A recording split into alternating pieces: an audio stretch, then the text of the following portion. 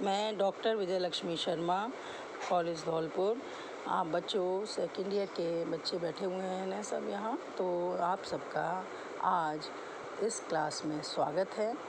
आज मैं आपको तुलसी की विनय पत्रिका का एक दूंगी।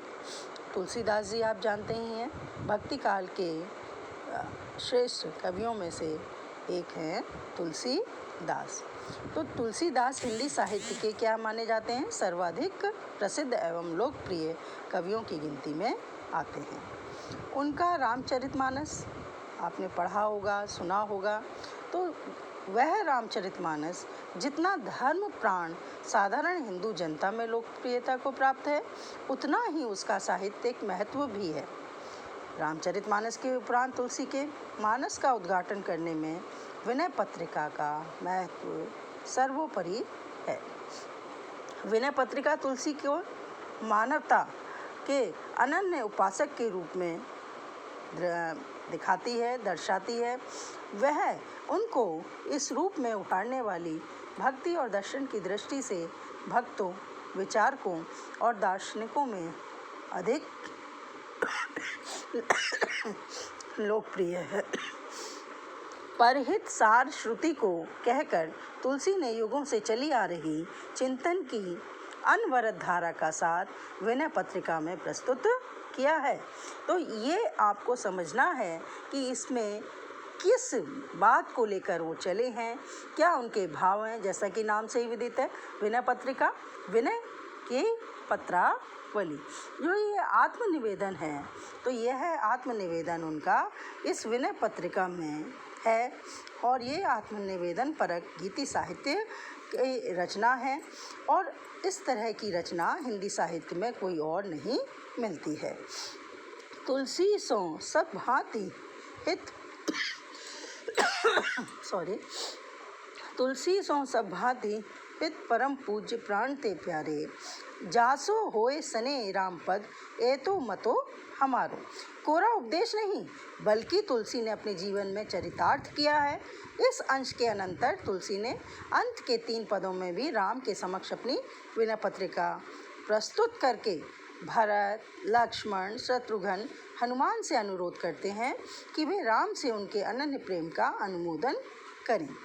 उनके इस अनुमोदन पर राम तुलसी की विनय पत्रिका स्वीकार करते हैं। अब आगे इसमें विनय पत्रिका की जो ब्रज भाषा में ये रचित आध्यात्मिक जीवन का परिलक्षण इसमें दिखाई देता है, यानी परिलक्षित होती है।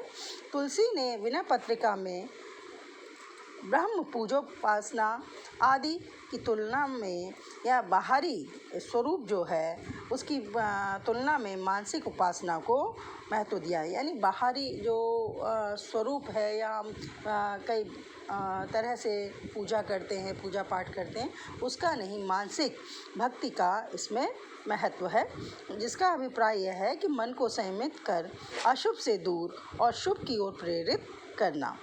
मन विचार का पर्याय है, अर्थात विचार शुद्धि मानव कल्याण का एकमात्र साधन है। यदि विचार शुद्ध नहीं होंगे तो मानव का कल्याण संभव नहीं, यह इसमें बताया गया है।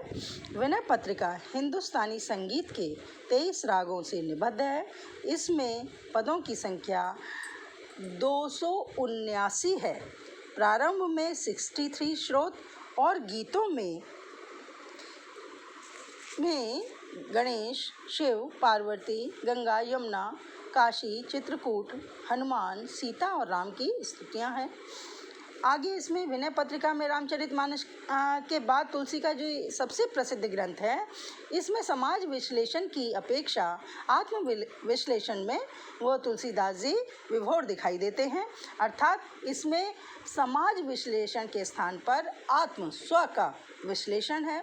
यह आत्मविश्लेषण भी साधारण मानव का ही आत्मविश्लेषण है, जो अपने विराट रूप में संपूर्ण मानवता का आत्मविश्लेषण बन जाता है। स्व का विश्लेषण करना, संत का स्वांत सुखाय सदैव और सर्वत्र बहुजन हिताय ही रहता है। जैसा कि आप जानते हैं, स्वांत सुखाय नहीं है, वो क्या है?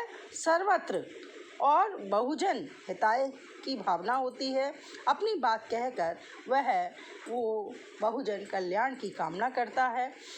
क्योंकि संत व्यक्ति में सीमित न रहकर संपूर्ण मानवता का प्रतीक होता है। स्वार्थ में डूबी हुई मानवता सांसारिक वैभव विलास में पड़कर कितनी भयंकर, आप देखते हैं कि सांसारिक भोग विलास में पड़कर अनेकों प्रकार से मानसिक अशांति का शिकार हो जाती है। इस तथ्य का विश्लेषण तुलसी ने स्व को माध्यम बनाकर किया है। ठीक है, इस तरह से तुलसी संपूर्ण पीड़ित जो मानवता के प्रतिनिधि बनकर हमारे सामने आते हैं। इसके दो पक्ष हैं जो अपने विराट रूप में एक दूसरे से भिन्न ना होकर एक ही हैं।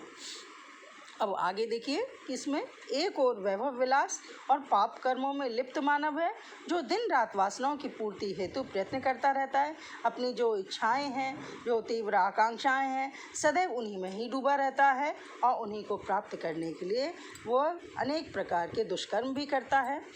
और जितने भी ये सत्कर्म हैं, सदाचार का जो है त्याग करके असंतोष और अतृप्ति से सदैव वो घिरा रहता है। और इस कारण यही उस मूल कारण है जिसके कारण वो सदैव मानसिक पीड़ा को भोगता रहता है, क्योंकि वो अनेक प्रकार के क्या बनाता रहता है, प्लानिंग करता रहता है, अनेक प्रकार की जो योजनाएं बनाता रहता है, कुचक्र रचता रहता है कि शायद इस तरह से मुझे कुछ प्राप्त हो जाए, और अपनी स्वार्थ सिद्धि में लिप्त रहता है। और इस तरह वो अनेक प्रकार से जो है उसके मन में अनेक दुश्चिंताएं रहती हैं। उसका मन मस्तिष्क उन दुश्चिंताओं से घिरा रहता है, उनकी पूर्ति के लिए सदैव ही विचलित रहता है और फिर वो दुख को भोगता है।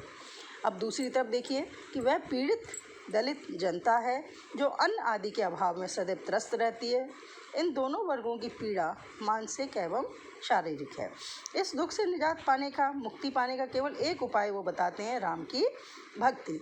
इसके लिए सांसारिक कामनाओं के प्रति निष्काम भाव और सदाचारिता है, तभी राम की भक्ति संभव है। इस प्रकार की राम भक्ति जीवन को सुखमय और संतोष युक्त बनाती है, ऐसा उनका मानना है। क्योंकि यदि हम सदैव ही ये स्वार्थों में और बुरे कर्मों में लिप्त रहते हैं तो हम जीवन का जो शेष है, जो मानव धर्म है, उसको हम भूल जाते हैं। और निरंतर एक दूसरे को प्रताड़ित करने में हम जब योजनाएं बनाएंगे तो हम भी अंदर से स्वयं पीड़ित रहेंगे। वो इन सब से ऊपर उठने की बात करते हैं। वो तो यह है उनका भक्ति का लोक कल्याणकारी रूप ही है, और जो विनय पत्रिका का मूल है।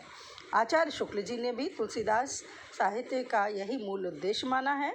इस प्रकार संसार से पाप और अत्याचार का विनाश कर सद्धर्म की स्थापना से अखिल मानवता का कल्याण विनय पत्रिका का मूल उद्देश्य है। आज मैं आपको इतना ही बताऊंगी, और इससे संबंधित यदि आपके मन में कोई उत्कंठा है, कोई इच्छा है, कोई आपका प्रश्न है, तो वो आप मुझे इस पर भेज सकते हैं, पूछ सकते हैं। और इसको आप ठीक से, इसके जो उद्देश्य है, पहले इसको समझने का प्रयास करिए। उसके बाद इसी का आगे क्या होगा, या विनय पत्रिका का और जो परिचय है वो मैं आपको समय समय पर अन्य वीडियोज़ में देती रहूँगी। धन्यवाद।